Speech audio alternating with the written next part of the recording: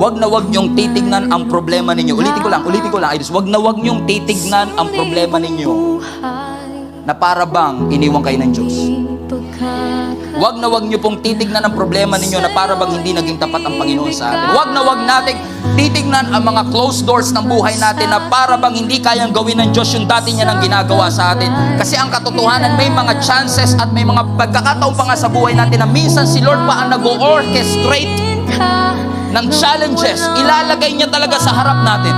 May mga obstacles and opposition sa buhay natin. Kasi kapag nalampasan natin ang lahat ng mga bagay na ito, new season, new place, and new destiny that God has prepared for all of us. Kasi minsan sa buhay natin, mas gusto pa natin yung sitwasyon natin ngayon kesa sa solusyon ng Diyos. Fight for your family's future. Fight for your parents' future. Fight for your children's future. May obstacle, yes. Don't let the presence of obstacle. God is always on your side. Makes you doubt the purposes of God in your life. Na kahit mahirap ang buhay, kaya kong ngumiti. Na kahit may challenges, kaya kong maging maligaya.